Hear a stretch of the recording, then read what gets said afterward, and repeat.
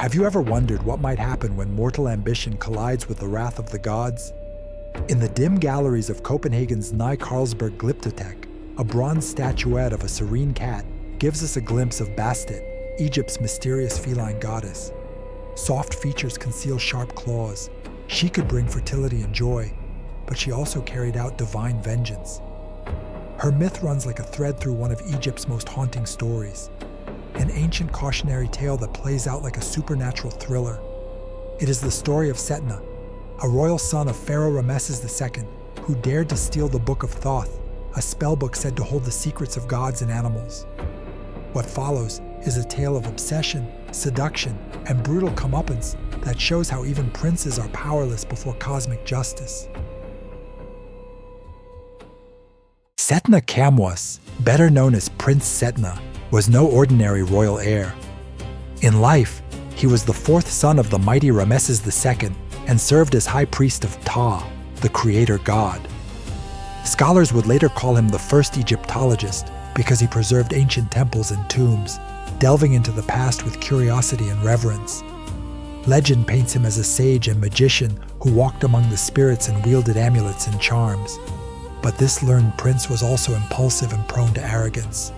He heard whispers about the Book of Thoth, an impossible treasure hidden with the mummy of the long-dead Prince Neferkaptah, deep beneath the necropolis of Memphis. It was said to contain spells written by the god of wisdom himself, incantations that let the reader command nature, understand animals, and perceive the gods. Setna's hunger for knowledge turned into an obsession. Despite warnings that no mortal should dare disturb a book penned by a deity, he set out with his foster brother Inaros to find it. Descended into the tomb, ghostly figures confronted him, the shades of Neferkaptah, his wife Aware, and their son Merib. Aware begged Setna not to touch the Book of Thoth and told him a grim story.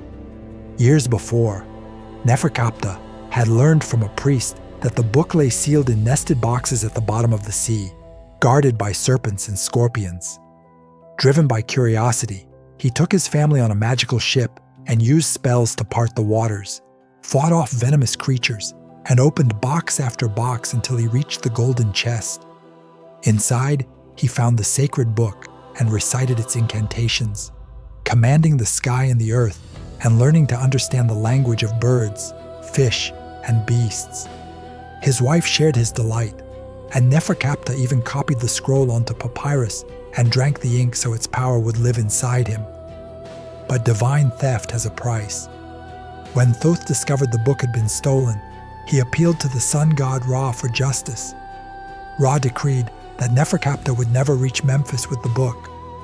On the return journey, Neferkaptah's son Merib fell overboard and drowned.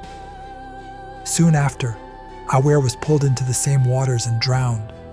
Overcome with grief and unable to face the king, Neferkaptah strapped the book to his chest and threw himself into the river. His drowned body was found clinging to the rudder and buried with the cursed scroll. All three lost their lives because of a single act of hubris. Standing in that tomb, Setna heard this story, yet still believed he could outsmart fate. Before we go deeper into this cursed tale, take a moment to show your support. If you enjoy ancient myths brought to life like this, tap like and subscribe. It helps this channel continue uncovering stories the gods tried to bury. Ignoring Aware's plea, Setna demanded the book. Neferkaptah's ghost refused and challenged him to a game of Senate, a board game similar to drafts. Confident in his skill, Setna accepted. He lost the first round. Neferkaptah struck him with the board, and Setna's legs sank into the earth. He lost again and sank to his waist.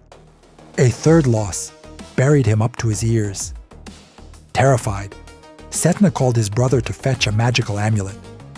The charm freed him instantly, and in an act of brazen theft, he snatched the Book of Thoth and fled the tomb. Aware cried out that everything was lost, but Neferkaptah vowed that he would force Setna too. When Setna proudly presented his prize to his father in Memphis, the pharaoh warned him to put it back where it belonged. Setna refused. He read passages aloud to anyone who would listen, flaunting his triumph and incurring the silent anger of the gods. Hubris quickly gave way to lust. One day, strolling through the temple of Thoth, Setna saw a woman of extraordinary beauty. It was Tabubu, a noblewoman and daughter of a priest of Bastet. Infatuated, he offered her 10 pieces of gold for her company.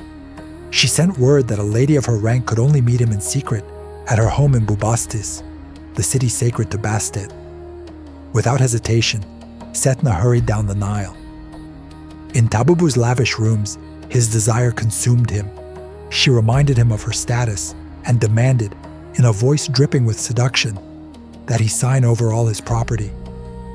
He called for a scribe and surrendered his estates. Then she insisted his children witness the transfer to make it legal. They arrived and, under pressure, signed away their inheritance. Still, she withheld herself. Finally, she ordered that his children be killed so they could never challenge the contract. Intoxicated by her allure, Setna agreed. He watched as his own sons and daughters were slaughtered and their bodies thrown into the street, where dogs feasted on their flesh. After every horror, Tabubu tantalized him further, draped in a sheer robe that revealed everything. He fell deeper into his trance. As he reached for her, she screamed and vanished. In an instant, Setna found himself naked in the street, his private parts stuck in a clay pot. Passers-by laughed as the pharaoh's entourage approached. Humiliated, Setna explained that Neferkaptah had bewitched him. His father told him the truth. His children were alive, and the entire seduction had been an illusion conjured by the gods to punish his arrogance. The noblewoman who tricked him was no mortal at all but Bastet herself, the cat goddess disguised as a femme fatale, enforcing divine justice for his desecration. The horrifying dream had been designed to show him the cost of violating Ma'at, the sacred balance that kept order in Egypt. Shaken and repentant, Setna realized he had overstepped mortal limits. His father insisted he return the book before something worse happened. This time, the prince obeyed. He retraced his path to the tomb and performed rituals as Neferkaptah had instructed. The ghosts of Neferkaptah and Awer greeted him with grim satisfaction.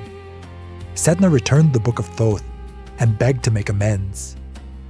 Neferkaptah asked only one thing. His wife and son had been buried far away in Koptos. He wanted them reunited with him so their souls could rest. Setna promised to fulfill this request. He sailed to Koptos, sought out the hidden grave, and exhumed the mummies of Awera and Merib. With the help of priests, he reburied them in Neferkaptah's tomb in Memphis. When the family was reunited, Setna sealed the tomb and vowed never again to covet what belonged to the gods. He returned to his life, wiser and more humble. The tale of Setna and the Book of Thoth is more than a ghost story. It is a lesson in balance and respect. Setna's thirst for secret knowledge and his lust for Tabubu led him to betray his family and defy divine order. The goddess Bastet, often thought of as a gentle protector, revealed her darker side by luring him into a nightmare that exposed his moral failings. Through illusion and humiliation, she restored Ma'at, reminding the prince that arrogance has consequences and that sacred knowledge carries heavy responsibility. Like the bronze cat at the Glyptotek, Bastet embodies both grace and ferocity. Her secret curse warns that even those of royal blood cannot escape judgment when they disturb the balance of the world. This ancient story remains relevant because it touches on timeless themes: the dangers of unchecked ambition, the seductive pull of temptation, and the need to respect forces beyond human control. By returning the book and reuniting the lost family, Setna finds redemption. In the end, the real treasure is not the Book of Thoth, but the wisdom that comes from humility.